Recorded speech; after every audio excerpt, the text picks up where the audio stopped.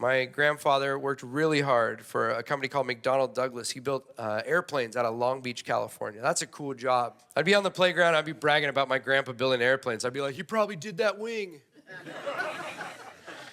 My grandmother had a really tough job. She worked at the Pacific Bell Phone Company as a switchboard operator when you had to tie the lines in by hand.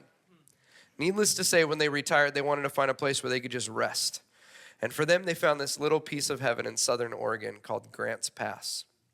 If you've ever been, it's amazing.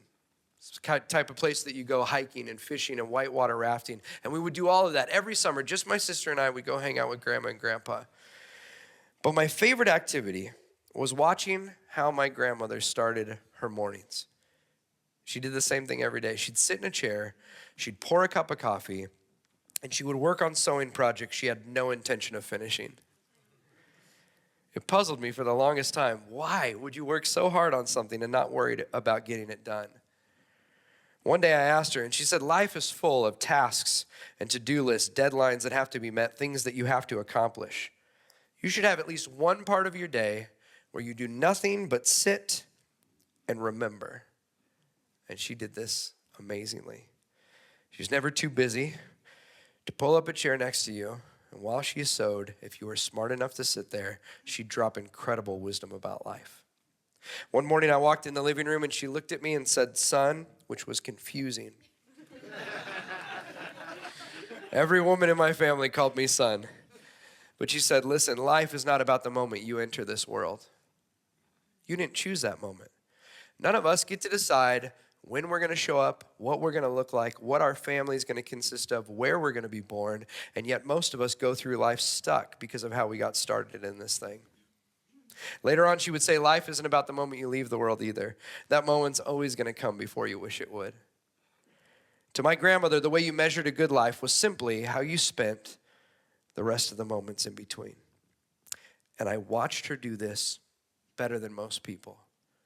She was never too busy to turn off the TV just to ask you about your day and make sure you were doing all right. She would try to teach us things like, every day when you meet someone new, just try and be a little kinder than necessary. She would say, if a good friend were to come and invite you to have coffee or tea someday, don't turn them down. Probably her favorite life lesson of all was this: if you're going to make someone a meal, use real butter. Now, my grandmother was not famous. There are no books or movies written about her life, but every day we watched as she made the most of the little moments that we often take for granted. And I know that if you were to ask her why she did that, she would just say, that's how you're supposed to treat people. But I can tell you, for the rest of us, that way of being she had, it's stuck. And when you and I choose to live this way, and to care more about the person next to us than about our opinions that, let's be real, will change if we just took the chance to get to know them. Those little moments that don't seem like much begin to weave themselves together into an incredible life.